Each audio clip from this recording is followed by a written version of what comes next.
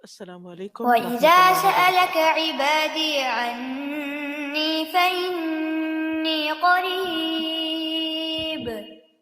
أُجِيبُ دَعْوَةَ الدَّاعِ إِذَا دَعَانِ فَلْيَسْتَجِيبُوا لِي وَلْيُؤْمِنُوا بِي لَعَلَّهُمْ يَرْشُدُونَ۔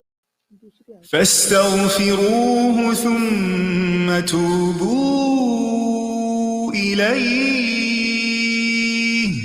إن ربي قريب مجيب۔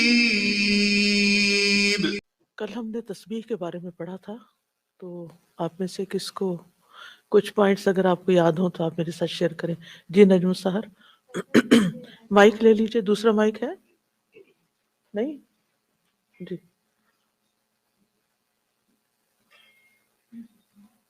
پہلی دفعہ احساس ہوا استاذہ کل کہ ایسے ہی ہم دلی دل میں اللہ تعالیٰ سے باتیں کرتے ہیں نا، تو ایسے ہی بس بے دھڑک ایک دعا کرنا شروع کی اور ایک دم I just stopped in my tracks. میں نے کہا سبحان اللہ، وہ ادب، مجھے تسبیح سے کل ادب جیسے ایک لفظ یاد رہ گیا کہ ادب بھی نہیں ہے کہ کس طرح سے مانگنا ہے۔ ٹھیک ہے، وہ ایک الحمدللہ ایک ہماری ایک ہوتی ہے انفارمل کانورسیشن اللہ تعالیٰ سے، لیکن ادب اور پھر اس کے ساتھ جو ایک عاجزی اور ایک جو فارمل ایک پورا، اور اسپیشلی نماز کے اندر یہ چیز بہت زیادہ محسوس ہوئی کہ کیا پڑھ رہے ہیں اور کیسے پڑھ رہے ہیں، اس چیز کا کتنا خیال کرنے کی ضرورت ہے۔ تو بہت الحمدللہ فائدہ مند تھا، اللہ کا شکر۔ الحمدللہ۔ جی نرگس، السلام علیکم سر، ہم یہ سوچتے کہ پھر گھوم کے بعد یہ تھے کہ ہم صرف اپنے بارے میں سوچتے نا کہ وی وانٹ دس، اور اللہ سبحانہ تعالیٰ کی تعریف جب کرنے کی بات ہوتی ہے تو پھر ہم یعنی اللہ سبحانہ تعالیٰ کی حمد و ثنا جو ہے وہ ایک طرح سے اللہ تعالیٰ کا شکر بھی ہے نا، ان ساری نعمتوں پر جو اس نے پہلے سے ہمیں دے رکھی ہیں، زندگی کی نعمت، آزادی کی نعمت، رزق کی نعمت، اولاد کی نعمت، بے شمار نعمتیں۔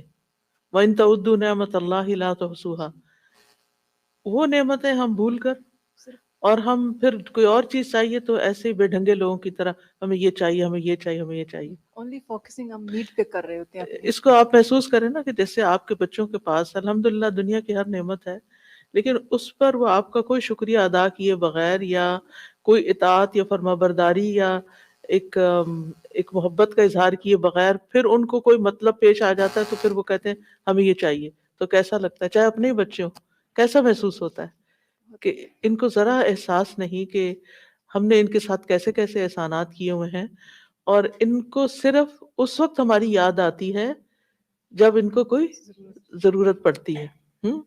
اس کے بغیر یہ ہمیں یاد بھی نہیں کرتے۔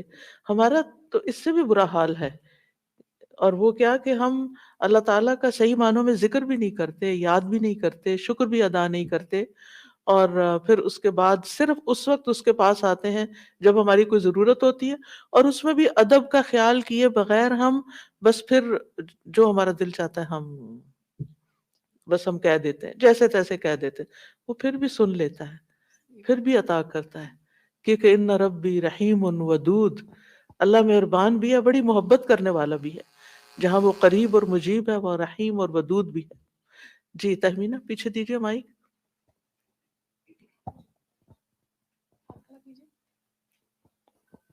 یہ تھوڑا سا ریکیپ نا آپ سب کو ایک ریمائنڈر دے دے گا انشاءاللہ کہ پچھلا ہم نے کیا سیکھا۔ اساتذہ جی، جب ہم اللہ تعالیٰ کی حمد و ثنا کرتے ہیں تو وی فیل سو کلوز ٹو اللہ سبحانہ یس، تعالیٰ۔ ایسے فیلنگ نہیں آتی جب تک اللہ تعالیٰ کو سمجھے نہ، ان کی تعریف نہ کریں اللہ تعالیٰ کی بالکل۔ بتائی ہوئی چیز۔ پیچھے ان کا ہاتھ کریں۔ میں یہ سوچ رہی تھی کہ دنیا میں جب ہم کسی سے بات کرتے ہیں نا تو اس کو بہت القاب سے نوازتے ہیں، sir, madam, hello, hi, how are you.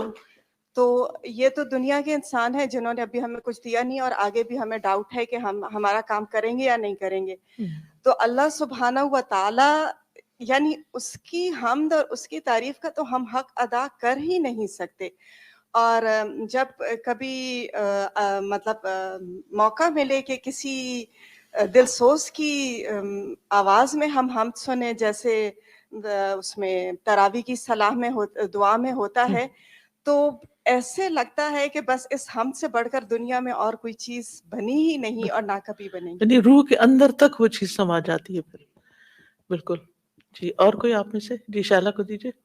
جی استاذہ جی، کل جب آپ نے بتایا نا کہ نبی کریم صلی اللہ علیہ وسلم کو قیامت کے دن سجدے کے وقت بھی نئے تسبیح سکھائی جائے گی، جی تو اتنا زیادہ دل پہ اثر ہوا کہ وہ پوری زندگی انہوں نے دعا کی ربی زدنی علما، اور وہ دعا ان کو قیامت کے بعد بھی فائدہ دے گی، وہاں تک اللہ سبحانہ تعالیٰ ان کو علم سکھانے کی جو سلسلہ ہے وہ جاری رہے گا. It was amazing. سبحان اللہ. اور کوئی آپ میں سے؟ جی آمنہ. استاذہ جی مجھے تو بس یہی ہو رہا تھا سن کے، وما قدر اللہ کا قدری. ہم کتنی دفعہ ہم نے مسبحات بھی پڑھی اور تدبر کے ساتھ بھی پڑھی، لیکن مجھے لگ رہا تھا کہ ہمیں ہر وقت ریمائنڈرز کی ضرورت ہے، جیسے ہم بھول جاتے ہیں بار بار بار بار، اور اتنے اندر تک جیسے ایک جھنجھوڑ سی نہیں ہو گئی تھی کہ اللہ کی تسبیح تو ساری ہر مخلوق اس کی کر رہی ہے اور کتنی کنٹینیوس کر رہی ہے. ہم پھر بھول جاتے ہیں، پھر تھوڑا سا کرتے ہیں، پھر کہتے ہیں ہمارا اب یہ بس یہ ٹائم ہے تسبیح کا، حالانکہ بس تسبیح تو ہمارا یہ ساری ٹارگٹ مخلوق ہے، سے. بس اتنی کر لی اور پھر ہم نے فارغ. ٹائم مقرر کر دیا، بالکل حالانکہ پوری مخلوق ہم تو گن ہر گن وقت. کے دیتے ہیں. اللہ سبحانہ تعالیٰ ہمیں ان گنت نعمتوں سے نوازتا ہے. کچھ وہ ہیں جن کو ہم جانتے ہیں اور زیادہ تر تو وہ ہیں جن کو ہم جانتے بھی نہیں ہیں، تو ان کو ایکنالج بھی نہیں کرتے. جی جی استاذہ، کل پہلی دفعہ مجھے حمد اور تسبیح کا مطلب جو فرق تھا نا وہ سمجھ میں آیا. آج تک کبھی غور ہی نہیں کیا تھا کہ تسبیح پڑھتے ہوئے بس تسبیح تسبیح کر رہے ہوتے تھے، لیکن تسبیح کا مطلب کہ اللہ کو ہر عیب سے پاک کرنا اور حمد پھر اس کی تعریف کرنا، مطلب یہ بات مجھے واقعی پہلی دفعہ سمجھ آئی. اور اب الحمدللہ تسبیح کرتے ہوئے اور حمد کرتے ہوئے پتہ چلتا ہے، فرق محسوس ہوتا ہے کہ یہ کیا مانگ رہے ہیں ہم. الحمدللہ. وہ ایک ہوتا ہے نا تزکیہ، اور پھر ہوتا ہے تحلیہ. تزکیہ ہوتا ہے کسی چیز کو پاک صاف کرنا، اور تحلیہ ہوتا ہے اس کو بیوٹیفائی کرنا. تو اللہ سبحانہ تعالیٰ کو ہم ہر عیب سے پاک قرار دیتے ہیں کہ اس میں کوئی عیب نہیں. ہم اس بات کا اظہار کرتے ہیں کہ اس کے اندر کوئی عیب، کوئی کمی، کوئی نقص کسی قسم کی، اس کے کمال میں بھی کوئی کمی نہیں. ایک تو ویسے کوئی عیب نہیں، اور ایک ہی اس اتنا پرفیکٹ ہے کہ اس پرفیکشن میں کوئی کمی نہیں ہے، یعنی کہیں سے بھی کم نہیں ہے. اور پھر اس کے بعد یہ کہ ہم یعنی پھر تعریف بیان کرتے ہیں، پھر تحلیہ. جی استاذہ جی، میں سوچ رہی تھی کہ مجھے میرے مائنڈ میں ایک بات رہ گئی کہ وہ تھا وزن. تو مجھے تسبیح کا وزن ایکچولی میں محسوس کر رہی تھی، کیونکہ جب آپ نے کل اس بات کا احساس دلایا کہ بارش کے قطروں کے برابر عدد عقل کی اور رضا نفسی، اور اللہ تعالیٰ کی رضا اور اللہ تعالیٰ کی ہر چیز کے برابر، اور دنیا میں جتنا عرش کی کرسی، اور پھر مجھے ہر وہ چیز یاد آ رہی تھی کہ اللہ تعالیٰ نے تسبیح کا وزن کتنا بھاری رکھا ہے، اور جو ساری کائنات ہے اس کا وزن. سبحان اللہ. تو جزاک اللہ خیر استاد جی. عائشہ پیچھے، عائشہ کو دیجیے. السلام علیکم ورحمۃ اللہ وبرکاتہ. وعلیکم مجھے فرسٹ ٹائم میں نے کل سورہ فاتحہ پڑھ کے مجھے دعا مانگنے کا دل تھا، تو میں نے سورہ فاتحہ پڑھی، پھر آمن رسول کے آخری دو آیتیں پڑھی، اس کے بعد دعا مانگی. تو مجھے اتنا اچھا لگا کہ میں آرگنائزڈ طریقے سے دعا مانگ رہی تھی. الحمدللہ. کیونکہ ان دو چیزوں کو پڑھنے کے بعد دعا قبول ہوتی ہے نا، قبولیت کا بھی اس میں ایلیمنٹ آ جاتا ہے. اور میرے پاس گھر میں وہ بجیز ہیں پیٹس، تو میں ان کو دیکھ کے میں سوچ رہی تھی کہ یہ بھی تسبیح کر رہے ہیں. جی الحمدللہ. جی ادھر امارہ کو دیجیے.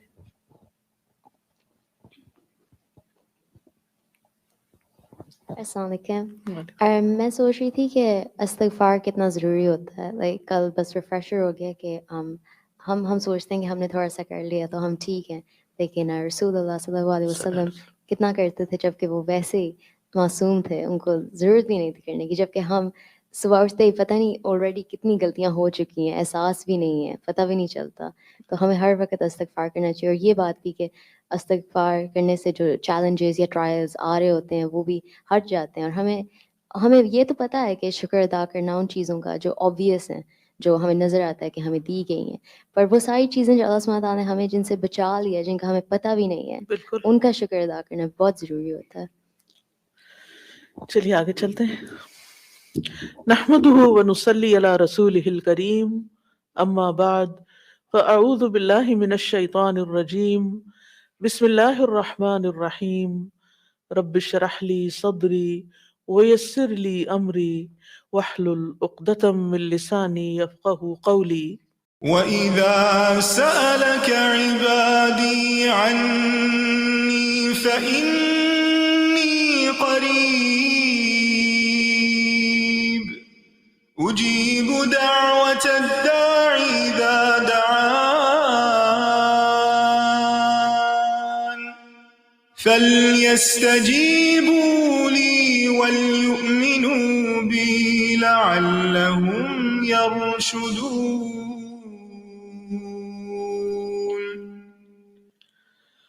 اور جب میرے بندے آپ سے میرے بارے میں سوال کریں تو کہہ دیجئے بے شک میں قریب ہوں، میں پکارنے والے کی پکار کا جواب دیتا ہوں جب وہ مجھے پکارے۔ تو ان کو چاہیے کہ وہ میرا حکم مانیں اور مجھ پر ایمان رکھیں تاکہ وہ ہدایت پا جائیں۔ بلا شبہ یقیناً اللہ سبحانہ تعالی قریب ہے۔ اللہ تعالی ہماری پکار سنتا ہے، نہ صرف یہ کہ سنتا ہے بلکہ جواب بھی دیتا ہے، ہماری دعائیں قبول فرماتا ہے۔ لہٰذا ہمیں اس کو پکارتے رہنا چاہیے، دعائیں مانگتے رہنا چاہیے۔ دعا مانگنا افضل ترین عبادت ہے۔ دعا میں استعمال کیا ہوا وقت عبادت شمار ہوتا ہے، اور اگر ہم چاہتے ہیں کہ ہماری دعائیں قبول ہوں تو پھر ہمیں بھی اللہ تعالیٰ کے احکامات کو قبول کرنا چاہیے، اس کی باتیں بھی ماننی چاہیے، اور اللہ تعالیٰ پر ایمان رکھنا چاہیے، بھروسہ رکھنا چاہیے، اعتماد کرنا چاہیے کہ وہ ہماری دعاؤں کو رائے گاہ نہیں جانے دے گا بلکہ انہیں قبولیت کا شرف عطا کرے گا جیسا کہ اس کا وعدہ ہے، اور وہ اپنے وعدوں کے خلاف نہیں کرتا۔ اور اس طرح انسان صحیح راستہ پا جاتا ہے، زندگی کی مشکلات آسان ہو جاتی ہیں۔ سورۃ ہود میں اللہ تعالیٰ فرماتے ہیں فاستغفروه ثم توبوا إليه إن ربي قريب مجيب۔ سو اس سے بخشش مانگو، پھر اس کی طرف پلٹ آؤ، یقیناً میرا رب قریب ہے، قبول کرنے والا ہے۔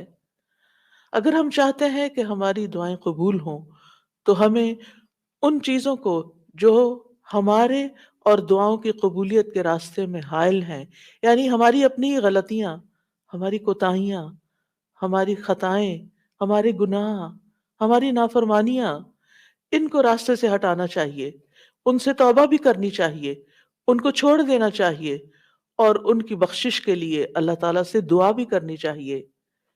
فاستغفروه ثم توبوا الیہ ان ربی قریب مجیب۔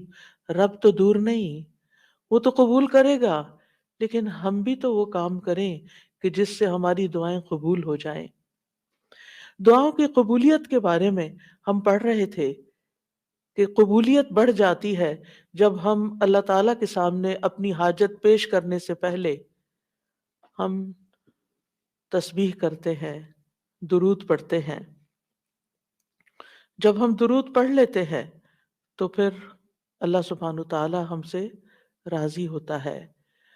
ارشاد باری تعالیٰ ہے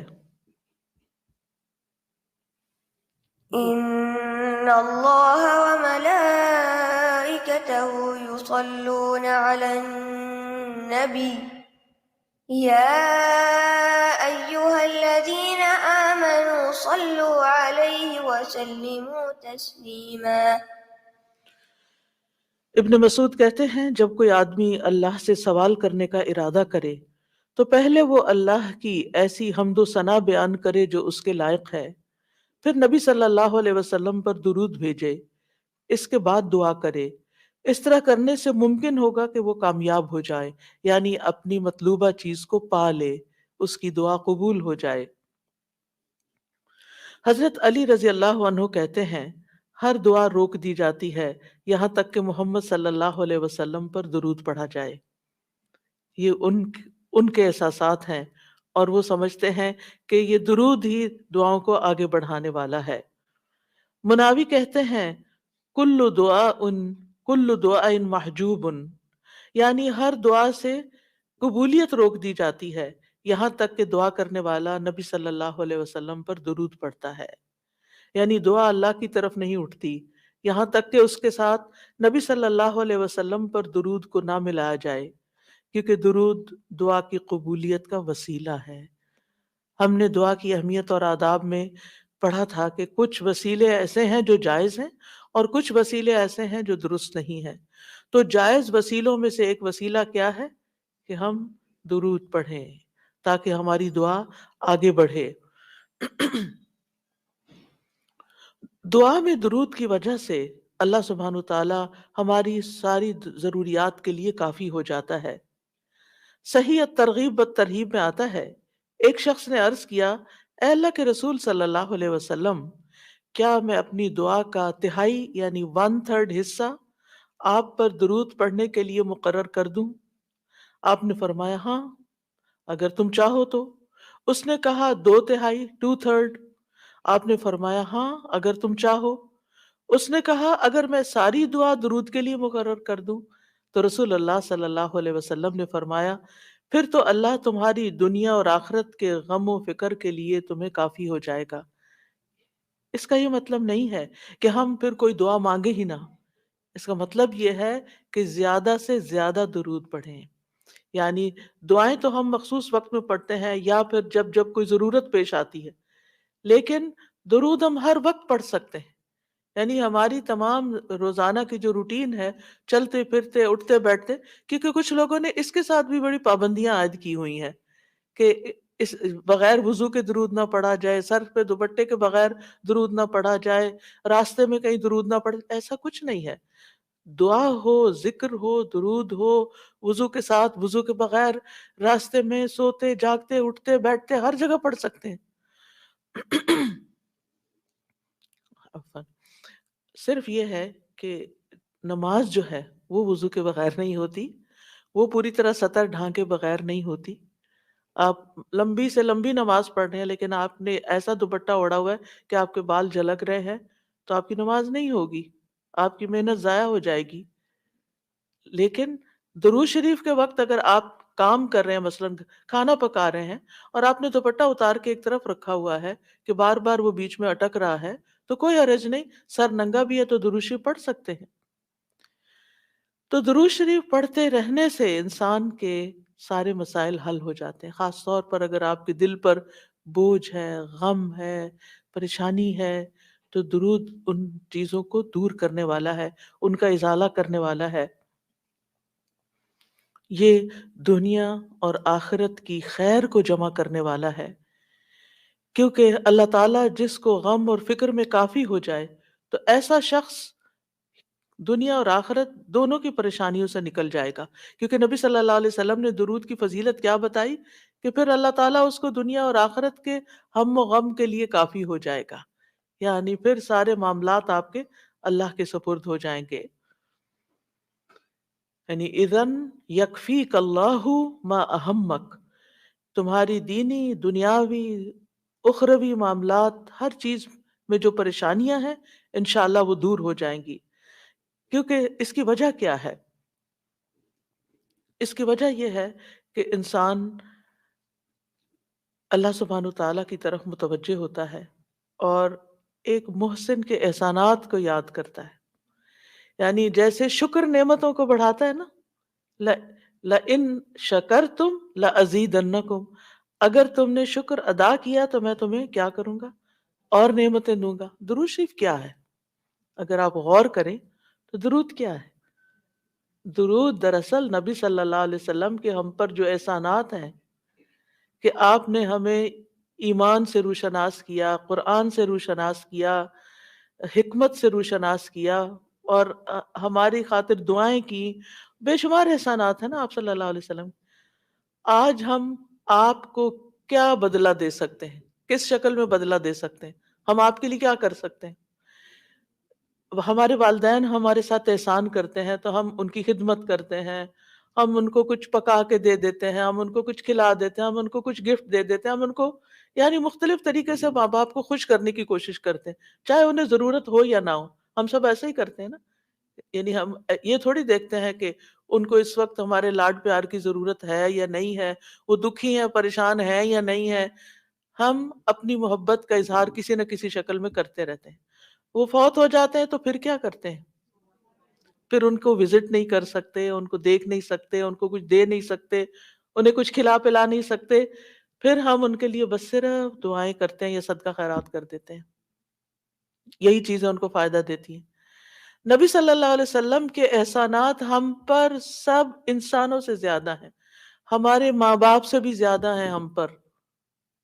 اگر ہم سیرہ پڑھیں اور دیکھیں کہ آپ نے کتنے دکھ اٹھائے، کتنے غم اٹھائے، کتنی پریشانیوں سے گزرے، تو حیران ہو جاتا ہے انسان کہ اتنی بھی سچی خیرخواہی کسی انسان کے اندر ہو سکتی.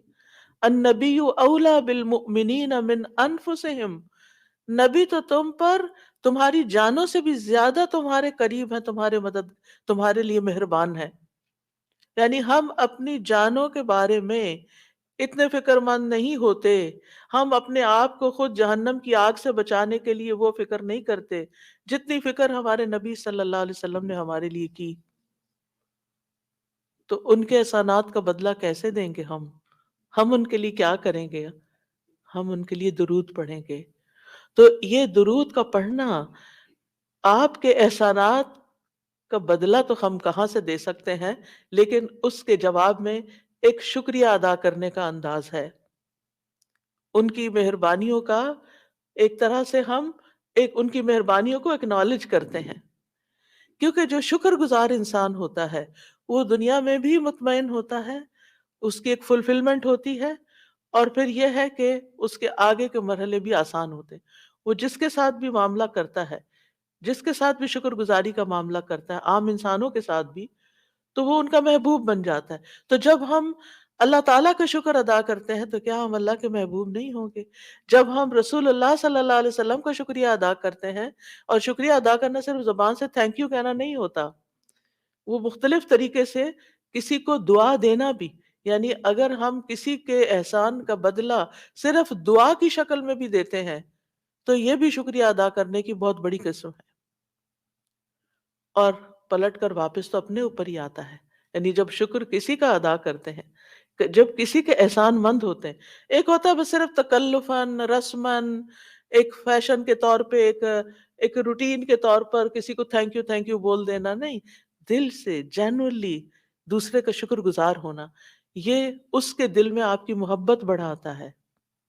اس میں آپ کی نیت یہ نہیں ہوتی کہ وہ مجھ سے محبت کرے، نہیں، آپ اس کو اکنالج کر رہے ہوتے ہیں، اس کا احسان مان رہے ہوتے ہیں، اور اللہ تعالیٰ اس کے دل میں آپ کی محبت ڈال دیتا ہے.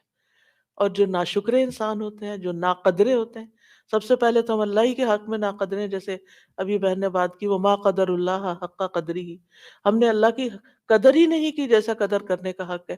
ہم نے نبی صلی اللہ علیہ وسلم کی قدر ہی نہیں کی جیسا کہ قدر کرنے کا حق ہے.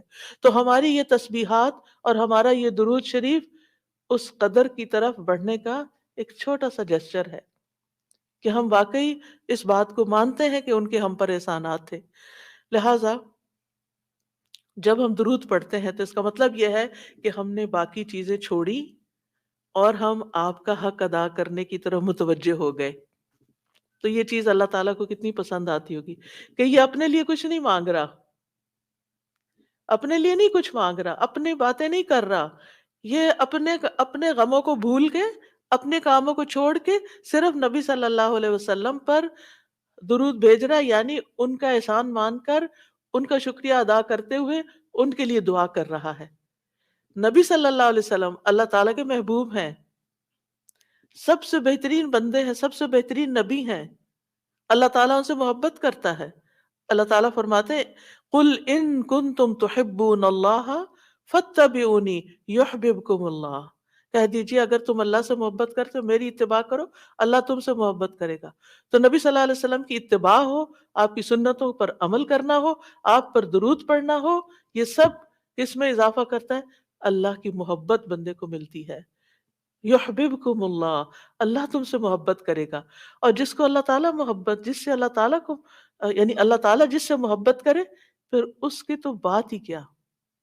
سیجعل لہم الرحمن ودا، اس کے مسائل کیسے حل نہیں ہوں گے؟ اس کے مسائل ضرور حل ہوں گے، اس کے غم دور ہوں گے، اس کی پریشانیاں دور ہوں گی. لہذا جب ہم اس سٹیٹ میں آ جاتے ہیں تو پھر آپ دیکھیں کہ یہ درجہ اس سے بھی بڑھ جاتا ہے جو ہم اپنے لیے خود کچھ مانگ رہے ہوتے ہیں نا. کیونکہ جب آپ کو کسی سے محبت ہوتی ہے تو آپ اس کے لیے کچھ بھی کرنے کو تیار ہوتے ہیں. یہ تو انسان کا حال ہے، انسان کی محبت ہے نا. تو جس انسان سے اللہ کو محبت ہو پھر اس کے مسئلے کیسے حل نہیں ہوں گے؟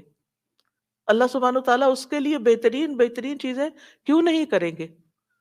تو اس طرح یہ درود جو ہے وہ دعا سے بھی بازی لے جاتا ہے کہ انسان اللہ کی محبت حاصل کر لیتا ہے اور اس کے نتیجے میں دعائیں قبول ہوتی ہیں اور اللہ تعالیٰ کی طرف سے رحمتیں آتی ہیں، درجے بلند ہوتے ہیں، گناہ معاف ہوتے ہیں. لیکن اس کا یہ مطلب ہرگز نہیں کہ آپ باقی دعائیں نہ مانگیں، کیونکہ خود نبی صلی اللہ علیہ وسلم نے ساری طرح دعائیں مانگی ہیں. یہ جو ہم آپ کو جتنی بھی دعائیں سکھا رہے ہیں یہ مسنون دعائیں ہیں. اور اس کلاس سے پہلے جو دعاؤں کی کلاس ہوتی ہے اس میں جب آپ بیٹھے ہوتے ہیں اور جتنی دعائیں آپ کو کہلائی جا رہی ہوتی ہیں انہیں صرف لفظ سمجھ کے اور ادھر ادھر دیکھ کے نہیں پڑھیں، ان کو دعا سمجھ کے پڑھیں. آپ سمجھیں آپ دعا کر رہے ہیں. اگر آپ کو دعائیں آتی ہیں تو دعا کرنے کے انداز میں پڑھیں، دعائیں نہیں آتی تو ان کو یاد کریں، اور اگر یاد ہیں تو پروننسیشن ٹھیک کریں. ہر کوئی اپنا اپنا الگ ٹارگٹ رکھ لے اور اس کو ریپیٹڈلی پڑھیں، کیونکہ دعا میں تکرار بھی ضروری ہے. ہم آداب میں پڑھ چکے ہیں، اصرار ضروری ہے، تکرار ضروری ہے، افتقار ضروری ہے. تو اپنی محتاجی، اپنی عاجزی، اپنی ہمبلنس کو ظاہر کرتے ہوئے اللہ تعالیٰ سے مانگتے رہیں. تو درود جو ہے یہ اس کے بارے میں جو قرآن مجید میں آتا ہے، آیت دوبارہ سنتے ہیں. إن الله وملائكته يصلون على النبي يا أيها الذين آمنوا صلوا عليه وسلموا تسليما. بے شک اللہ اور اس کے فرشتے نبی پر رحمت بھیجتے ہیں. اے لوگو جو ایمان لائے ہو تم بھی ان پر درود بھیجو اور خوب خوب سلام بھی بھیجتے رہا کرو. ان اللہ وملائکتہ یصلون علی النبی، اللہ سبحانہ وتعالی خود اور اس کے فرشتے نبی صلی اللہ علیہ وسلم پر درود بھیجتے ہیں. اللہ سبحانہ وتعالی درود بھیجتے ہیں، اس کا کیا مطلب ہے؟ یعنی اللہ سبحانہ وتعالی ملائے اعلیٰ میں، آسمانوں کی بلند مجلس میں اپنے بندے، اپنے نبی محمد صلی اللہ علیہ وسلم کی تعریف کرتے ہیں، ان کے بلند مرتبے اور ان کی بلند شان کی خبر دیتے ہیں. اللہ تعالیٰ ان کی خود تعریف کرتے ہیں، ثنا کرتے ہیں، آپ پر رحمتیں اور برکتیں نازل کرتے ہیں. اور فرشتے بھی درود بھیجتے ہیں. جیسے فرشتے تسبیح کرتے ہیں نا، اور جیسے فرشتے جو ہے کائنات کی باقی چیزیں سب اللہ کی حمد و ثنا کرتے ہیں، تو نبی صلی اللہ علیہ وسلم پر بھی فرشتے درود بھیجتے ہیں. اور وہ بھی ان کا درود بھیجنا کیا ہے کہ آپ کے لیے رحمت اور مغفرت اور بلندی درجات کی دعا. یعنی ایک تو فرشتے ایمان والوں کے لیے دعا کرتے ہیں، دوسرا یہ کہ فرشتے نبی صلی اللہ علیہ وسلم کے لیے خاص دعائیں کرتے ہیں.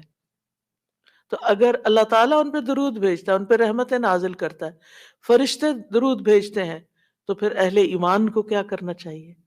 پہلے اللہ تعالیٰ اور فرشتوں کی بات کی گئی تاکہ ہمارے اندر بھی شوق پیدا ہو کہ ہم بھی درود بھیجیں. یا ایھا الذین آمنوا صلوا علیہ وسلموا تسلیما، کہ اے ایمان والو تم بھی آپ پر خوب خوب درود اور سلام بھیجو،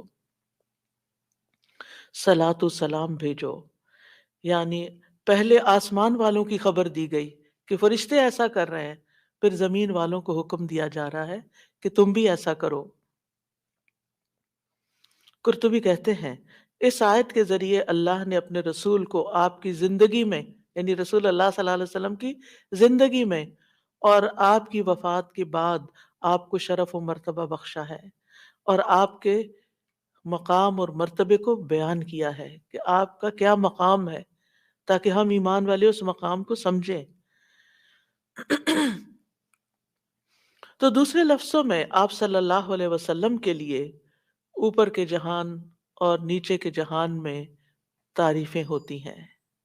یعنی ہم بھی آپ کی تعریف کرتے ہیں اور فرشتے بھی آپ کی تعریف کرتے ہیں، ہم بھی آپ کے لیے دعائیں کرتے ہیں، فرشتے بھی آپ کے لیے دعائیں کرتے ہیں، اور اللہ سبحانہ تعالی ملأ اعلیٰ میں مقرب فرشتوں کے پاس اپنے نبی کی تعریف کرتے ہیں. سب سے آپ دیکھیں کہ دنیا میں طرح طرح کی مجالس ہوتی ہیں نا، کچھ مجالس بڑی خاص ہوتی ہیں، خاص خاص لوگ صرف انوائٹڈ ہوتے ہیں، ہر کوئی نہیں وہاں جا سکتا. آسمانوں میں بھی خاص مجالس ہیں. اللہ سبحانہ و تعالیٰ کے جو خاص مقرب فرشتے ہیں جنہیں وہ حکم دیا گیا تھا کہ آدم کو سجدہ کرو، جن کے سامنے اللہ تعالیٰ نے یہ بات رکھی تھی کہ میں آدم کو پیدا کرنے جا رہا ہوں، یہ گیدرنگ جو ہے اس کو ملأ اعلیٰ کہتے ہیں. ملأ کہتے ہیں سرداروں کو، اور اعلیٰ کہتے ہیں بلند بلند سردار. تو یہ ایلیٹ کلاس ہے فرشتوں کی کہ جس کے سامنے اللہ سبحانہ تعالیٰ نے حضرت آدم کی پیدائش کی بات کی تھی اور پھر اس کے بعد سجدے کا حکم دیا گیا تھا. تو مقرب فرشتوں کے درمیان یا ان کے پاس اللہ سبحانہ تعالیٰ نبی صلی اللہ علیہ وسلم کی تعریف کرتے ہیں. ذرا سوچئے، امیجن کیجئے فرشتوں کی مجلس، یعنی جو بلند مرتبہ، یعنی ویسے تو کوئی فرشتہ اللہ کی نافرمانی نہیں کرتا، ہر فرشتہ اطاعت گزار ہے، ہر فرشتہ اللہ کی بات مان. یفعلون ما یؤمرون، لپکتے ہیں، دوڑتے ہیں، بھاگتے ہیں، تیز بھاگتے ہیں ایک دوسرے سے. فالسابقات سبقا، ایک دوسرے سے سبقت لے جاتے ہیں اللہ کا حکم ماننے میں. یعنی فرشتوں کا یہ حال ہے. لیکن ان کی کیٹیگریز ہیں. سورۃ فاطر کے شروع میں کیا آتا ہے؟ جاعل الملائکۃ رسلا اولی اجنحۃ مثنی وثلاث ورباع ویزید فی الخلق ما یشاء. 2 پروں والے فرشتے بھی ہیں، 3 والے بھی ہیں، 4 والے بھی ہیں، اور پھر اللہ جتنی چاہتا ہے بڑھا دیتا ہے. جبریل علیہ السلام کے تو 600 پر ہیں. سوچئے کیا کیا کیفیت ہوگی ان کی. اور پھر جو حاملین عرش فرشتے ہیں، ان کی کندھے سے لے کے یہاں کان کی لو تک 700 سال کا فاصلہ ہے کہ اتنا عرصہ کوئی سفر کرتا رہے. اب آپ خود سوچیں کہ اتنے بڑے فرشتے ہیں وہ، ان کے سامنے اللہ سبحانہ و تعالی محمد صلی اللہ علیہ وسلم کی تعریف فرماتے ہیں. آپ کے مقام کا اندازہ کریں. کیا ہم نے قدر کی اپنے نبی کی؟ ہم کیا درود پڑھتے ہیں، ہم کیا تعریف کرتے ہیں، ہم کتنا جانتے ہیں آپ کو، ہم آپ کی سنت کو کیا سمجھتے ہیں؟ حدیث، یہ تو حدیث ہے، یہ قرآن تو نہیں ہے. استغفر اللہ. آپ نے دین کے مختلف چیزوں میں فرق کر دیا جس کو خود رسول اللہ صلی اللہ علیہ وسلم دے کر گئے تھے. آپ کس راہ پہ چل پڑے؟ تو آپ سوچئے کہ اللہ کے رسول صلی اللہ علیہ وسلم کی تعریف وہاں ہو رہی. ہماری کوئی راہ گزرتا بھی کوئی ہماری تعریف کر دے نا تو ہم ایسے بھول جاتے ہیں کہ بڑی چیز ہو گئے، ہم پتہ نہیں کیا بن گئے ہیں. اس کو بھی بہت کچھ سمجھتے ہیں. کبھی فیس بک پہ لگاتے ہیں یہ فلاں نے ہماری تعریف کی ہے، کبھی کچھ کرتے ہیں، کبھی کچھ کرتے ہیں. تعریف. آپ سوچئے پھر ہم کیا ہیں اور محمد صلی اللہ علیہ وسلم کیا ہیں جن کی تعریف اللہ تعالیٰ کر رہے ہیں اور وہ فرشتوں کی مجلس میں کر رہے ہیں. اس تعریف کا کیا کہنا. ایسے پیغمبر پر، ایسے نبی پر کیا ہم درود نہیں بھیجیں گے؟ کیا ہم ان کے لیے دعائیں نہیں کریں گے؟ اللہ سبحانہ تعالیٰ سے ان کے لیے وسیلہ نہیں مانگیں گے؟ تو صلاۃ کا جو لفظ ہے، صلاۃ کا لفظ اس کے معنی میں رحمت بھی ہے، ذکر خیر بھی ہے، دعا بھی ہے. رحمت، ذکر خیر اور دعا.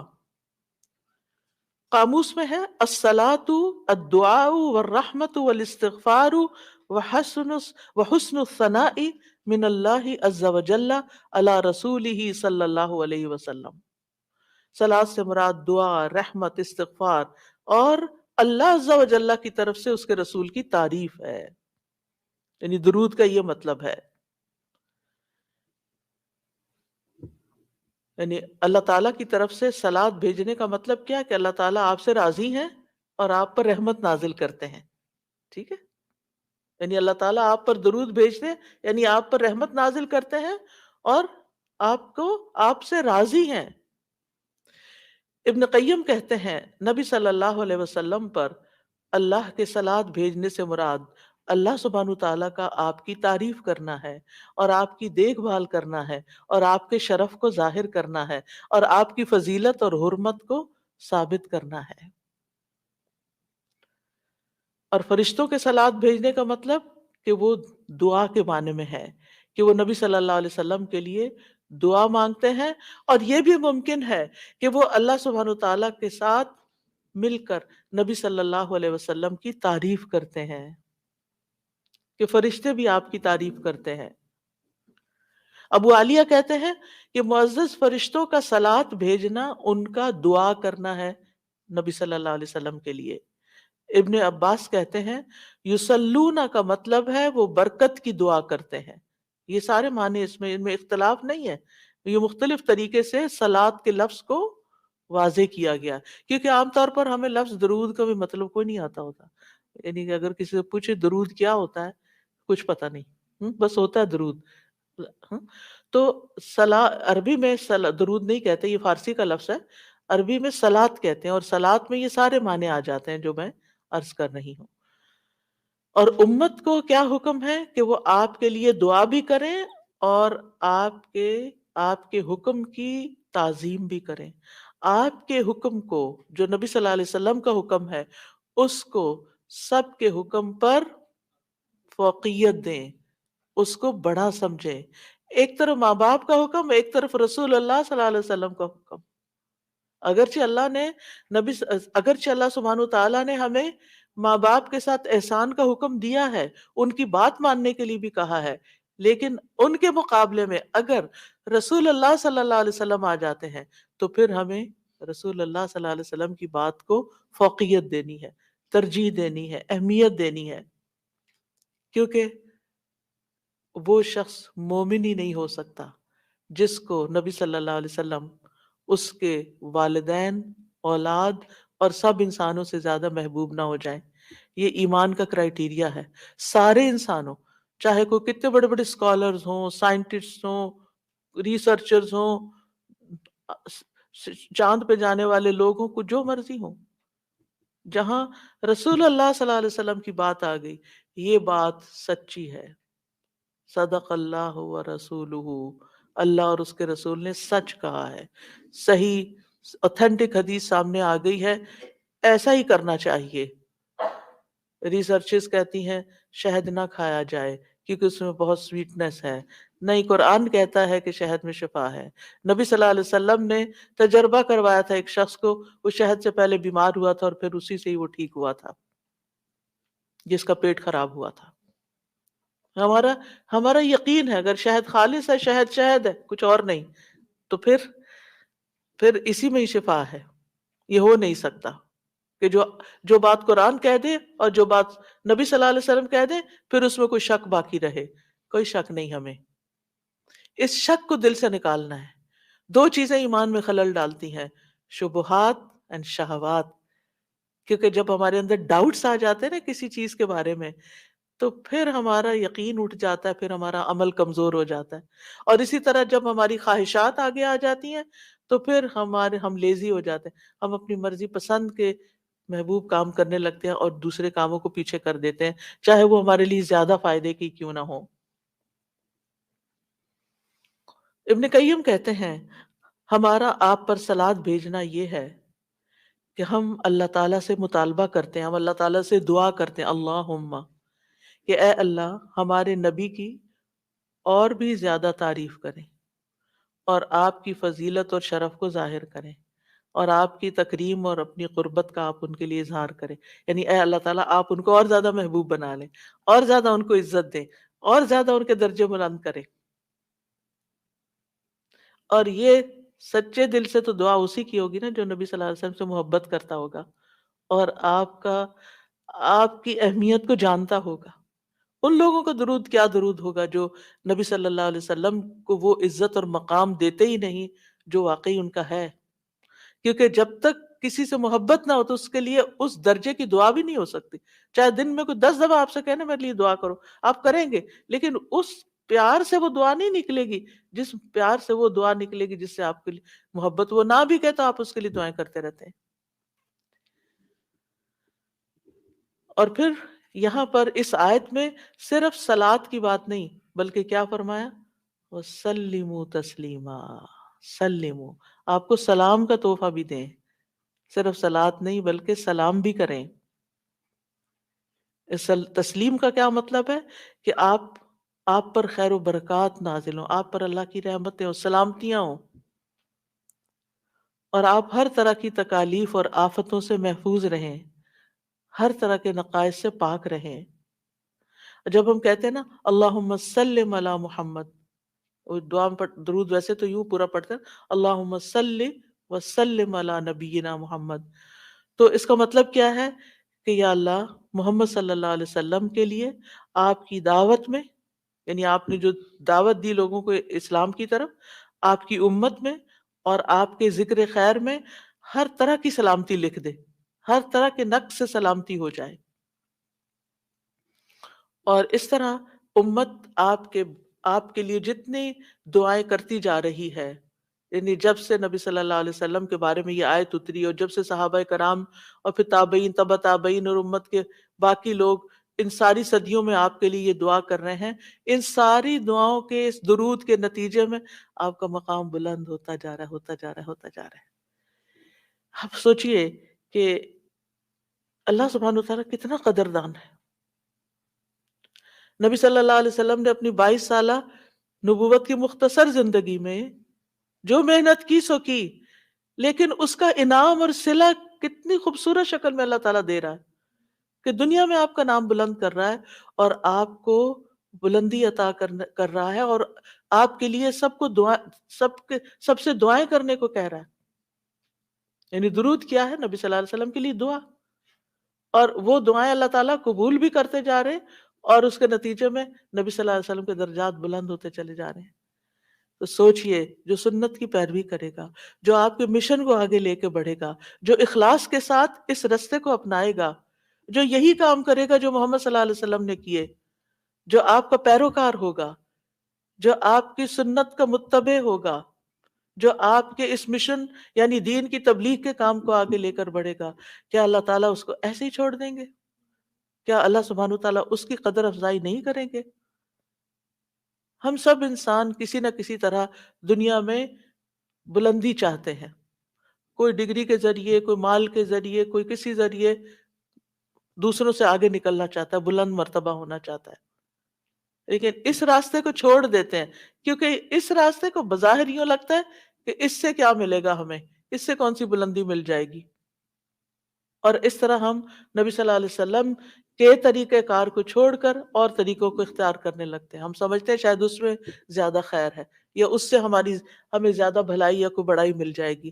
نہیں، اصل بات یہ ہے کہ ہمیں جو عزت یہ دین دے سکتا ہے، جو مرتبوں کی بلندی، جو اللہ کی رحمتیں، جو خیر اور لازوال نعمتیں جنہیں کبھی ختم نہیں ہونا، جو اس راستے سے مل سکتی ہیں، وہ دنیا میں کوئی اور راستہ ہے ہی نہیں ان سب نعمتوں کو پانے کا. پھر بھی ہم اپنے دین کو حقیر سمجھتے ہیں اور دین کی خدمت کو فارغ وقت کا کام سمجھتے ہیں، اور پورے خوشی اور محبت اور خلوص کے ساتھ یہ کام نہیں کرنا چاہتے. ہمیں ضرورت رہتی ہے کہ کوئی اور آئے، دھکا سٹارٹ کرے اور پھر ہم آگے بڑھیں، کوئی ہمیں موٹیویٹ کرے تو پھر ہم کچھ کریں. ہم خود سے کچھ کرنے والے نہیں. ہم کس بات کے انتظار میں ہیں؟ اصل مشکل یہ کہ ہمارے یقین میں کمی ہے، تو اس یقین کو بڑھانے کی ضرورت ہے. تو اللہ سبحانہ وتعالیٰ اپنے فرشتوں کے بعد ایمان والوں کو حکم دیتا ہے کہ اے مومنو، تم تو زیادہ حقدار ہو کہ نبی پر درود و سلام بھیجو، کیونکہ تمہیں ان کی رسالت سے جو برکتیں حاصل ہوئی ہیں، جو فیض حاصل ہوا ہے، وہ فرشتوں کو تو نہیں ہوا نا. فرشتے تو پہلے سے اللہ کی عبادت کرے. ہمیں عبادت کے طریقے کس نے سکھائے؟ محمد صلی اللہ علیہ وسلم نے سکھائے. آپ کی بدولت ہمیں یہ ساری نعمتیں ملی، تو ہمیں تو زیادہ پھر درود بھیجنا چاہیے. تو صلو علیہ وسلموا تسلیما. تو آپ کا حق اور آپ کی عزت اور آپ کی قدردانی صرف یہ نہیں کہ ہم آپ کی شان میں کوئی گستاخی نہ کریں، یا کوئی گستاخی کرے تو اس کے پیچھے پڑ جائیں. آپ کا مقام اس سے زیادہ کا متقاضی ہے کہ آپ پر درود و سلام بھیجا جائے. اور یہ قرآن سے بھی ثابت، اور یہ سنت سے بھی ثابت، اور یہ فرشتوں کا طریقہ بھی ثابت۔ اسی لیے آپ دیکھیں کہ نماز کے اندر درود پڑھنا واجب ہے، واجب ہے۔ اگر آپ نے اتحیات پڑھ کے سلام پھیر دیا، درود نہیں پڑھا، تو آپ کی نماز ناقص ہے۔ لیکن اگر آپ مثلا آپ کو وضو ٹوٹ رہا ہے مثال کے طور پر آپ کو، اور آپ سوچتے ہیں کہ اب اگر میں اس موقع پر میری نماز جاتی ہے تو میں کیا کروں گا، تو اگر آپ صرف اتنا بھی پڑھ دیتے ہیں نا، اللہم صلی وسلم علی نبینا محمد، اور سلام پھیر دیتے ہیں، نماز ہو جاتی ہے۔ تو یہ یعنی عام حالات میں بھی ہم درود پڑھ سکتے ہیں، اور نماز میں تو پڑھنا ہی پڑھنا ہے۔ اور پھر اذان کے بعد اور مختلف مواقع پر انشاءاللہ دیکھتے ہیں۔ شیخ سعدی کہتے ہیں آپ صلی اللہ علیہ وسلم پر درود بھیجنا اللہ سبحانہ تعالیٰ اور اس کے فرشتوں کی اقتدا ہے، اور جو حقوق ہم پہ عائد ہوتے ہیں اس کا بدلہ دینا بھی مقصود ہے۔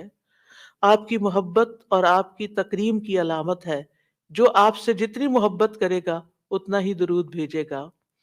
پھر یہ اجر و ثواب کے حصول کا ذریعہ بھی ہے۔ سبحان اللہ، یعنی جب کوئی انسان شکر گزار ہوتا ہے، قدردان ہوتا ہے، تو اللہ تعالیٰ اس کی کیسی قدردانی کرتے ہیں۔ درود ہم آپ پر پڑھتے ہیں، ثواب ہمیں مل رہا ہوتا ہے۔ کوئی احسان نہیں ہے کسی پر، آپ کو بھی ساتھ ہی فائدہ ہو گیا۔ اور پھر یہ ایمان کی علامت ہے، کیونکہ جو آپ سے محبت نہیں کرتا اس کا ایمان مکمل نہیں۔ اور پھر آپ کی توقیر جس کا حکم اللہ تعالیٰ نے دیا اس کی علامت بھی ہے، لِتُؤْمِنُوا بِاللَّهِ وَرَسُولِهِ وَتُعَزِّرُوهُ وَتُوَقِّرُوهُ وَتُسَبِّحُوهُ بُكْرَةً وَأَصِيلًا، تاکہ تم اللہ اور اس کے رسول پر ایمان لاؤ اور اس کی مدد کرو اور اس کی تعظیم کرو، اور دن کے شروع اور آخر میں تسبیح کرو۔ نبی صلی اللہ علیہ وسلم کے امت پر جو احسانات ہیں ان کا تھوڑا سا ذکر کرنا اس لیے ضروری ہے تاکہ یاد تازہ ہو جائے کہ آپ کے ذریعے ہمیں کیا کیا فیض ملا۔ سب سے بڑی بات یہ کہ وہ ہمارے بارے میں بڑے رحیم و شفیق تھے۔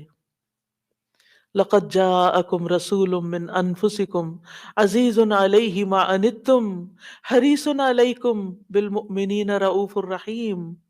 لوگوں، تمہارے پاس تمہیں میں سے ایک رسول آیا ہے، اگر تمہیں کوئی تکلیف پہنچے تو اسے گراں گزرتی، اس کو تکلیف ہوتی ہے۔ کیا ہمارے اندر بھی دوسروں کے لیے ایسے احساسات ہیں کہ کسی کو تکلیف پہنچے تو ہمیں تکلیف ہو جائے؟ نبی صلی اللہ علیہ وسلم کو ایمان والوں کی تکلیف سے تکلیف پہنچتی تھی۔ وہ تمہاری فلاح کا حریص ہے۔ ہم ہیں لوگوں کی فلاح کے حریص کہ ان کو ہدایت ہو جائے، یہ دین کی طرف آ جائیں۔ مومنوں پر نہایت مہربان اور رحم کرنے والا ہے۔ یہ ہیں ہمارے رسول جن کی گواہی اللہ تعالیٰ نے دی کہ ان کے اندر کے جذبات لوگوں کے لیے کیا ہیں، اور ان کا مشن کیا، اور وہ چاہتے کیا ہیں آپ کے لیے، اور وہ کتنے شفیق اور مہربان ہیں۔ یعنی ایک دائی کی بنیادی صفت ہونی چاہیے کہ وہ دوسروں سے محبت کرنے والا ہو، دوسروں کی خیر کرنے والا ہو۔ ہم بعض اوقات دین کا کام کرتے ہوئے اتنے پروفیشنل ہو جاتے ہیں کہ ہماری ٹون بھی بڑی اسپارٹ ہو جاتی ہے اور ہمارا انداز بھی بڑا تحکمانہ ہو جاتا ہے۔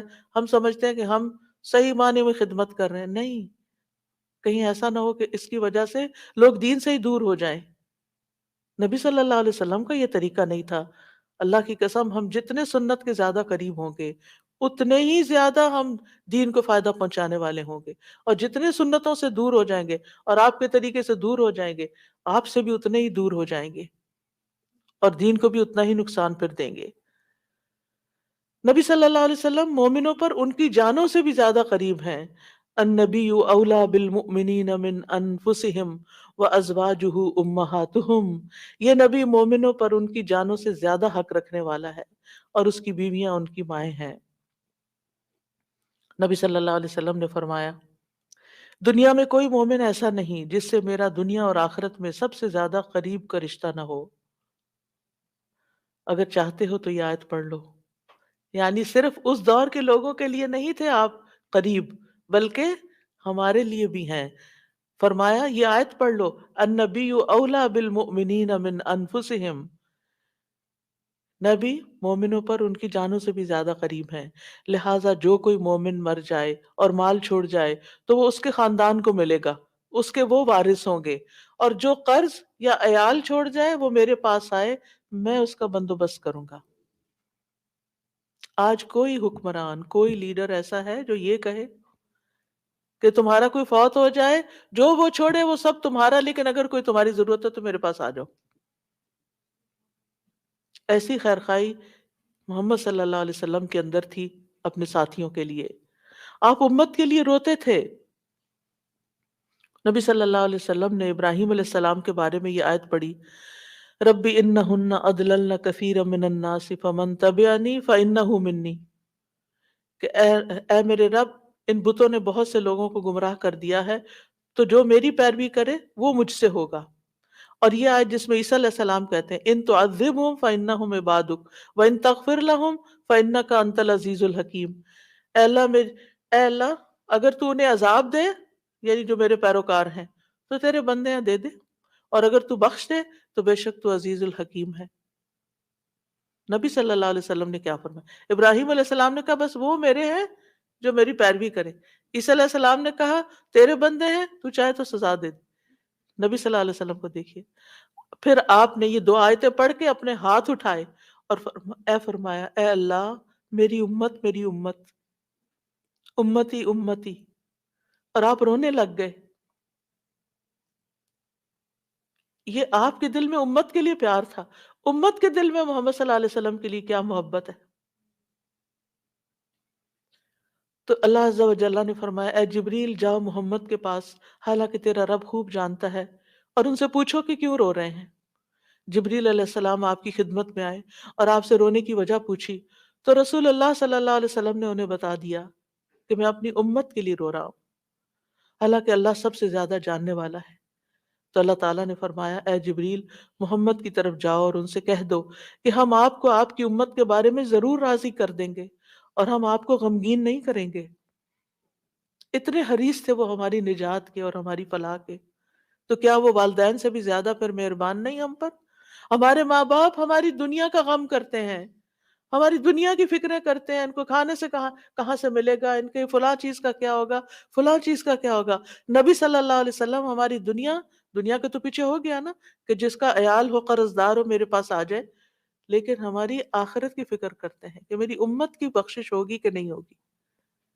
ایک دفعہ کوئی لا الہ الا اللہ محمد الرسول اللہ کہہ کر اس دین میں داخل ہو جاتا ہے تو پھر محمد صلی اللہ علیہ وسلم اس کے لیے مہربان ہو جاتے ہیں، اس کے لیے غمگین ہو جاتے ہیں کہ اس کی بخشش ہو جائے. آپ ہر نماز میں امت کے لیے دعائیں کرتے تھے، ہر نماز میں. حضرت عائشہ کہتی ہیں میں نے رسول اللہ صلی اللہ علیہ وسلم کو خوش طبیعت دیکھ کر کہا اے اللہ کے رسول میرے لیے اللہ تعالیٰ سے دعا کریں. آپ نے فرمایا اللہم اغفر لعائشہ ما تقدم من ذنبها وما تأخر وما اسرت وما اعلنت، اے اللہ عائشہ کے سب گناہ بخش دے، جو اس نے پہلے کیے، جو بعد میں کیے، جو چھپا کے کیے، جو اعلانیہ کیے. خوشی سے حضرت عائشہ نے ہنسنا شروع کر دیا، یہاں تک کہ ہنستے ہنستے ان کا سر رسول اللہ صلی اللہ علیہ وسلم کی گود میں جا پڑا. آپ نے پوچھا کیا تمہیں میری دعا نے خوش کر دیا؟ انہوں نے کہا بھلا مجھے کیا ہے کہ آپ کی دعا خوش نہ کرے، آپ کی دعا سے ہی خوش ہوئی ہوں. آپ نے فرمایا اللہ کی قسم میں ہر نماز میں اپنی امت کے لیے یہ دعا کرتا ہوں. یہ احسانات ہیں آپ کے ہم پر، اور آپ نے اپنی مقبول ترین دعا جو تھی اپنی امت کے لیے محفوظ کر لی.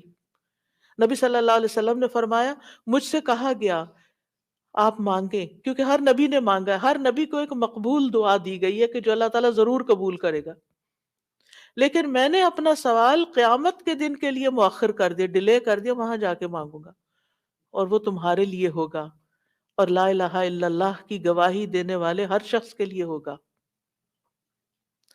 ہمیں اگر اللہ تعالیٰ کی طرف سے یہ پیغام آئے کہ کوئی ایک دعا مانگ لو وہ ضرور قبول ہوگی، تو ہم تو جھٹ سے اپنے لیے کوئی دنیا کی دعا مانگ لیں گے جو جلد ختم بھی ہو جانے والی. اس سے آپ کی حکمت کا اندازہ لگائیں اور ہمارے لیے آپ کی محبت کا اندازہ کریں. آپ کی وجہ سے امت کو شفاعت ملے گی. نبی صلی اللہ علیہ وسلم نے فرمایا مجھے 5 چیزیں ایسی دی گئیں جو مجھ سے پہلے کسی کو نہیں دی گئی، ان میں سے ایک مجھے شفاعت عطا کی گئی، یعنی نبی صلی اللہ علیہ وسلم کو شفاعت کا حق دیا گیا. نبی صلی اللہ علیہ وسلم امت کی شفاعت کی خاطر تمام رات فکر مند رہے۔ ابو ذر کہتے ہیں ایک مرتبہ رسول اللہ صلی اللہ علیہ وسلم نے نماز شروع کی اور ساری رات صبح تک ایک ہی آیت رکوع اور سجود میں پڑھتے رہے کہ اے اللہ اگر تو انہیں عذاب میں مبتلا کر دے تو یہ تیرے بندے ہیں، اور اگر تو انہیں معاف کر دے تو تو بڑا غالب حکمت والا ہے۔ جب صبح ہوئی تو میں نے عرض کیا یا رسول اللہ آپ ساری رات صبح تک رکوع اور سجود میں ایک ہی آیت پڑھتے رہے؟ آپ دیکھیے کہ وہ جو سوال اکثر آتا ہے نا کہ سجدے میں قرآنی دعا پڑھ سکتے ہیں یا نہیں، اس کا یہ جواب ہے، ٹھیک ہے، کہ قرآنی آیت جو دعا کی شکل میں ہو وہ پڑھ سکتے ہیں۔ آپ صلی اللہ علیہ وسلم نے فرمایا میں اپنے رب سے اپنی امت کے لیے سفارش کا حق مانگ رہا تھا، یہ دعا کر کے امت کے لیے سفارش کا حق مانگ رہا تھا جو اللہ نے مجھے عطا کر دیا، اور انشاءاللہ یہ ہر اس شخص کو نصیب ہوگی جو اللہ کے ساتھ کسی کو شریک نہیں ٹھہراتا، شرک نہیں کرتا۔ ابن عباس کہتے ہیں رسول اللہ صلی اللہ علیہ وسلم نے فرمایا اللہ نے میرے لیے میری امت کی غلطی اور بھول چوک اور جس پر ان کو مجبور کر دیا جائے اس سے درگزر فرمایا ہے، اور یہ بھی آپ کا ایک احسان ہے ہم پر۔ نبی صلی اللہ علیہ وسلم نے اپنی امت کو مشقت میں نہیں ڈالا، بس وہ کام سکھائے جو وہ کر سکتے تھے آسانی سے۔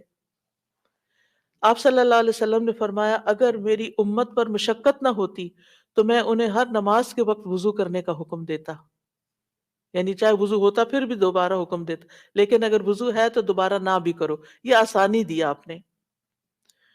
آپ اپنی امتیوں کو آگ سے بچانے کی شدید حرص رکھتے تھے۔ نبی صلی اللہ علیہ وسلم نے ایک مرتبہ فرمایا میری مثال اور لوگوں کی مثال اس شخص کی طرح ہے جس نے آگ روشن کی، جب اس کے چاروں طرف روشنی پھیل گئی تو پروانے اور کیڑے مکوڑے جو آگ پہ گرتے ہیں اس میں گرنے لگے۔ وہ آدمی ان کو آگ سے دور کرتا ہے لیکن وہ اس کے قابو میں نہیں آتے بلکہ آگ میں داخل ہو جاتے ہیں۔ اسی طرح میں تمہاری کمروں سے پکڑ پکڑ کر تمہیں آگ سے روکتا ہوں اور تم اس میں گرتے جاتے ہو، یعنی میں تمہیں روکتا ہوں کہ وہ غلط کام نہیں کرو کہ جو آگ کی طرف لے جانے والے ہیں، اور تم رک نہیں رہے۔ اسی طرح آپ صلی اللہ علیہ وسلم نے اپنے بعد آنے والے امتیوں کے لیے بھی محبت کا اظہار کیا ہے۔ حدیث میں آتا ہے آپ نے فرمایا کاش میں اپنے بھائیوں سے مل پاتا۔ نبی صلی اللہ علیہ وسلم نے کہ صحابہ نے عرض کیا کیا ہم آپ کے بھائی نہیں؟ آپ نے فرمایا تم میرے صحابہ ہو، میرے بھائی وہ لوگ ہیں جو مجھ پر ایمان لائے ہوں گے لیکن میری زیارت نہ کر سکے ہوں گے، یعنی میرے آپ کے بعد دنیا میں آئے ہیں۔ پھر یہ ہے کہ درود شریف پڑھنے کے فائدے کیا ہیں؟ یہ تو تھا کہ آپ کے احسانات ہیں ہم پر، لہٰذا ہمیں انسان ہونے کی حیثیت سے ہمارے اوپر لازم ہے کہ احسان کا بدلہ چکائے اور ہم آپ پر درود پڑھیں۔ لیکن ویسے آپ فائدے کیا ہیں؟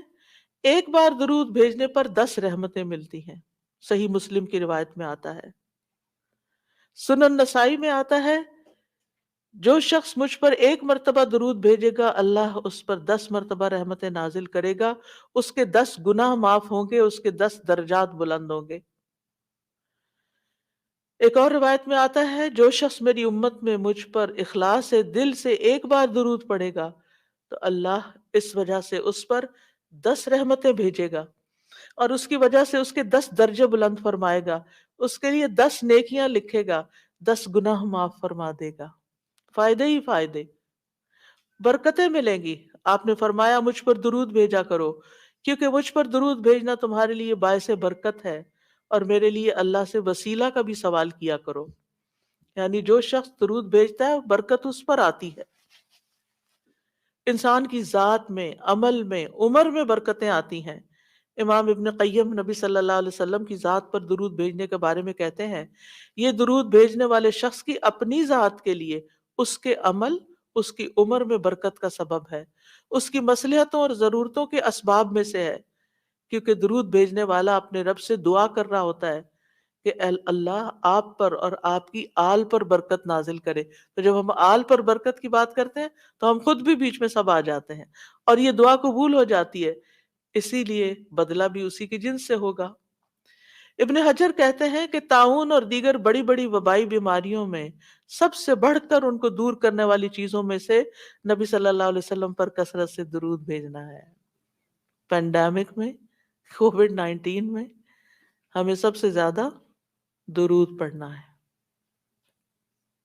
درود پڑھتے رہیں، کثرت سے پڑھتے رہیں، یہ وبائی امراض دور ہو جائیں گی۔ ابن الجوزی کہتے ہیں جب اللہ اپنے بندے کے ساتھ خیر کا ارادہ کرتا ہے تو وہ اسے محمد صلی اللہ علیہ وسلم پر درود بھیجنے کی توفیق دے دیتا ہے، کیونکہ پھر خیر اسی پر واپس آنی ہے نا، تو اب توفیق ہو گئی، تو خیر و برکت کے دروازے کھل گئے۔ ایک فرشتے کے ذریعے آپ تک درود پہنچایا بھی جاتا ہے۔ رسول اللہ صلی اللہ علیہ وسلم نے فرمایا جو شخص ایک بار مجھ پر درود بھیجے گا اللہ اس پر 10 رحمتیں نازل کرے گا، اس پر ایک فرشتہ مقرر ہے، یعنی اس کام پر جو وہ مجھ تک پہنچاتا رہتا ہے۔ ہر جگہ سے درود پہنچا دیا جاتا ہے، یعنی ضروری نہیں کہ روضے کے پاس جا کے ہی آپ درود پڑھیں، اور اگر روضے پہ جانا نصیب نہیں ہو تو بعض لوگ بہت اپسیٹ ہو جاتے ہیں کہ ہم مدینہ گئے ہیں روضے پہ نہیں جا سکے۔ کوئی بات ہے، آپ مدینہ میں تو ہے نا، شکر کریں۔ ہم شکر کرنا بھول جاتے ہیں اور ہم وہ چیز جو نہیں ملی ساری اپنی ایفرٹ انرجی ادھر لگا دیتے ہیں اور اپنا وقت ضائع کر دیتے ہیں۔ کیونکہ میں یہ بات اس لیے کر رہی ہوں کہ رمضان میں بھی بہت سے لوگ عمرے پہ جائیں گے، اور آپ کو لیٹسٹ ریسٹرکشنز کا پتہ ہے کہ جب تک روزے کی بکنگ نہ ملے آپ وہاں نہیں جا سکتے۔ اب بعض لوگ اس پہ پریشان ہو کے بیٹھ جاتے ہیں، تو پریشان نہ ہو آپ۔ اس وقت اگر دل میں تنگی تکلیف آئے تو کہ یا اللہ قیامت کے دن مجھے اتنا دور نہ کرنا آپ سے، آج یہاں پہنچ کے بھی میں دور ہوں، قریب نہیں جا پا رہی، تو کہیں ایسا نہ ہو کہ قیامت کے دن دور ہو جاؤں۔ یہ سبق سیکھنے کی ہے بات، یعنی اچھے برے حالات تھے، جتنی لوگ ایک ایک عمرے میں کئی کئی دفعہ جا رہے ہوتے تھے، لیکن اب پہنچ کر بھی نہیں پہنچ پاتے۔ تو نعمتیں تو کبھی بھی جا سکتی ہیں انسان سے، جب نعمت جائے نا، محرومی ہو، تو یہ سوچے کہ یا اللہ آخرت میں محروم نہ کرنا، دنیا میں ایک چیز لے لی ہے وہاں نہ لینا، کیونکہ وہ محرومی اصل محرومی ہے۔ تو ایسے میں آپ دیکھیں کہ اگر آپ 20 میٹر دور بیٹھ کے بھی دروشی پڑھ رہے ہیں نا، مدینہ کے اندر پڑھ رہے ہیں، مکہ میں پڑھ رہے ہیں، کینیڈا میں پڑھ رہے ہیں، یہاں سے بھی آپ کو درود پہنچا دیا جاتا ہے۔ اللہ تعالیٰ کے ایسے لشکر ہیں، ایسے فرشتے ہیں، سیکنڈز میں آپ کی بات کہاں سے کہاں چلی جاتی ہے۔ کیا یہ امیزنگ نہیں؟ اللہ تعالیٰ عرش پر ہوتے ہوئے جس کی بلندیوں کا ہم اندازہ بھی نہیں کر سکتے، یہاں ہماری باتیں سن رہے ہیں۔ اللہ تعالیٰ کے لیے کوئی چیز مشکل نہیں، وہ السمیع البصیر ہے۔ رسول اللہ صلی اللہ علیہ وسلم نے فرمایا تم کہیں بھی ہو مجھ پر درود بھیجو، کیونکہ تمہارا درود مجھ تک پہنچ جاتا ہے۔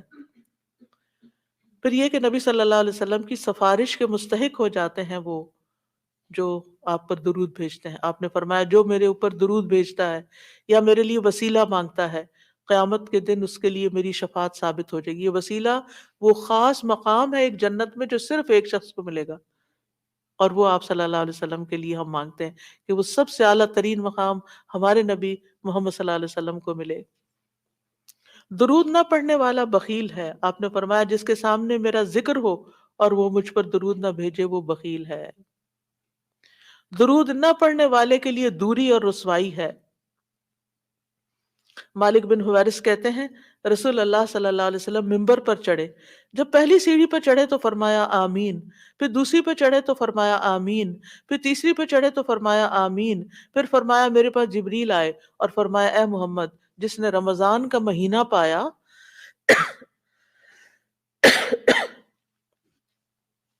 عفواً، جس نے رمضان کا مہینہ پایا پھر اس کی بخشش نہ ہو سکی تو اللہ اس کو اپنی رحمت سے دور کر دے۔ میں نے کہا آمین۔ جبریل نے بد دعا کی، فرمایا جس نے اپنے دونوں والدین میں سے ایک کو یا دونوں کو پایا اور آگ میں داخل ہو گیا، یعنی ان کی خدمت نہیں کی، ان کو راضی نہیں کیا، اللہ اس کو اپنی رحمت سے دور کرے۔ میں نے کہا آمین۔ دعا جبریل مانگ رہے ہیں اور آمین محمد صلی اللہ علیہ وسلم کہہ رہے ہیں۔ فرمایا جس کے سامنے آپ کا ذکر آیا اور اس نے آپ پر درود نہیں پڑھا اللہ اس کو اپنی رحمت سے دور کر دے۔ کہیے آمین۔ میں نے کہا آمین۔ ایک اور روایت میں آتا ہے وہ شخص رسوا ہوا جس کے سامنے آپ کا ذکر آیا اور اس نے آپ پر درود نہیں پڑھا۔ میں نے کہا آمین۔ تو دل ہی دل میں صلی اللہ علیہ وسلم پڑھ لینا چاہیے، اور اگر ایک مجلس میں کئی دفعہ آپ کا ذکر آ رہا ہے تو یعنی پورا لمبا درود شریف نہیں، یعنی مختصر بھی پڑھ سکتے ہیں۔ انس بن مالک کہتے ہیں نبی صلی اللہ علیہ وسلم نے فرمایا جس کے پاس میرا ذکر کیا جائے وہ ضرور مجھ پر درود بھیجے اور فوراً پڑھنا چاہیے۔ صالح کہتے ہیں اگر تاخیر کرے گا تو مذمت ہوگی، یعنی پسندیدہ نہیں۔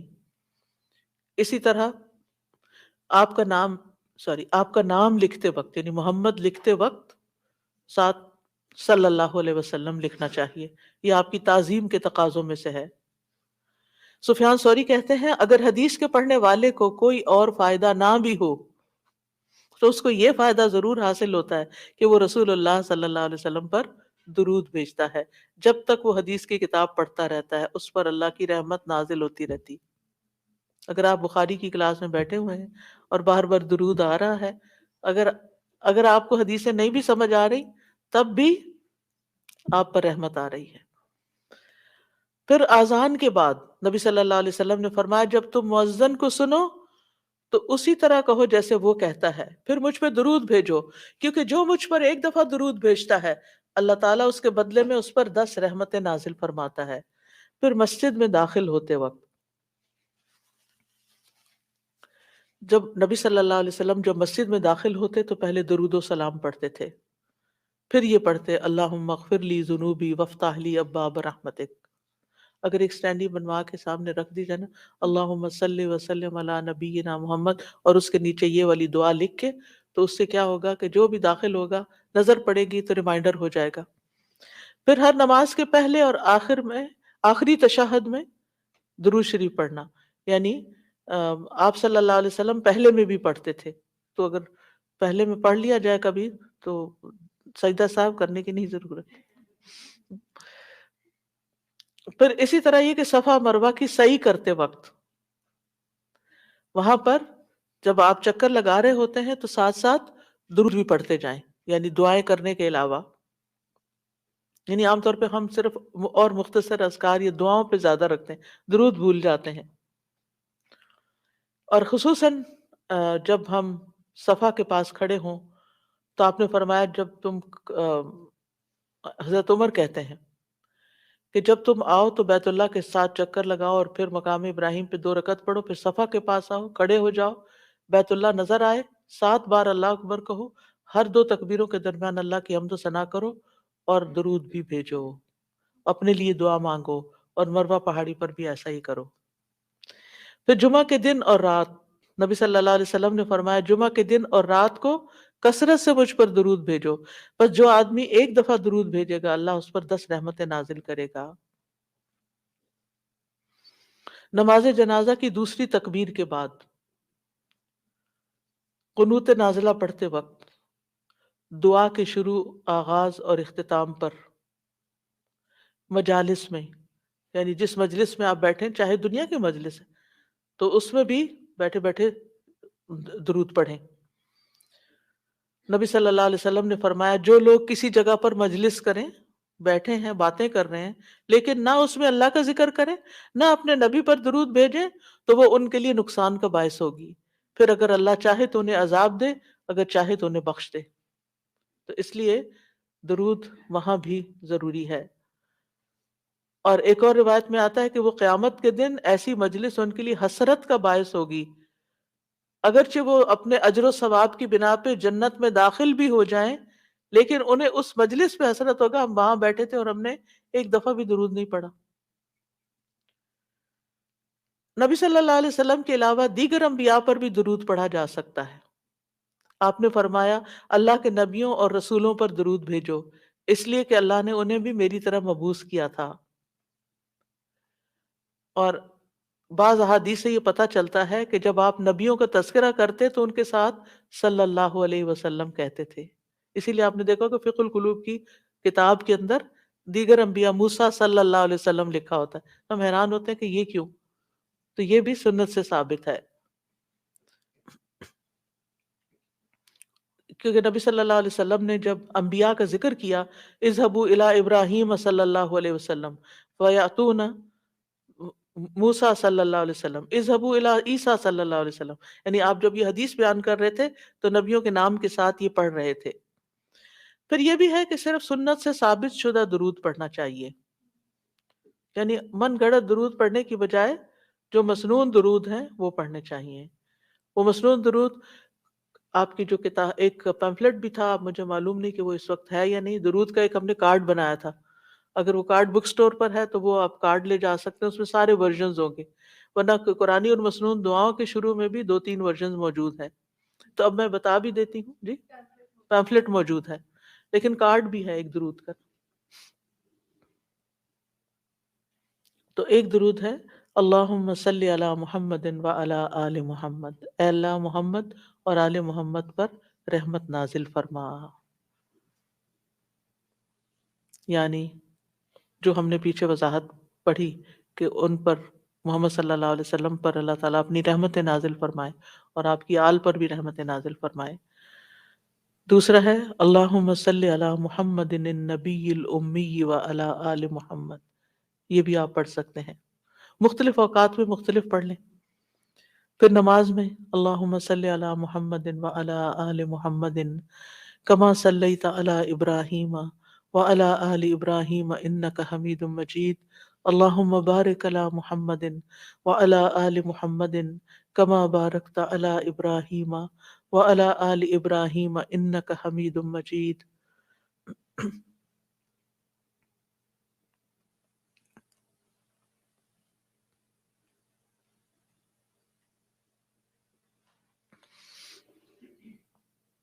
کعب بن عجرہ کہتے ہیں، عبد الرحمن بن ابی لیلہ کہتے ہیں، ایک مرتبہ کعب بن عجرہ مجھ سے ملے تو انہوں نے کہا میں تمہیں حدیث کا ایک تحفہ نہ دوں جو میں نے نبی صلی اللہ علیہ وسلم سے سنا تھا.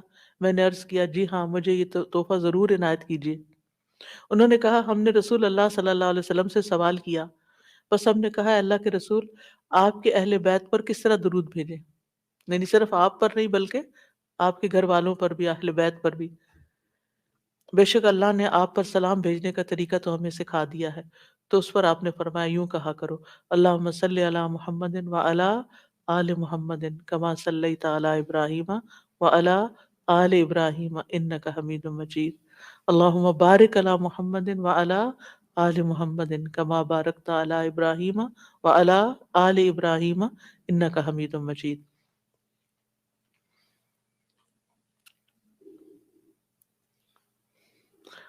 اور پھر یہ ہے کہ رحمت کے علاوہ یہاں برکت کی دعا بھی الگ طور پر کی گئی ہے.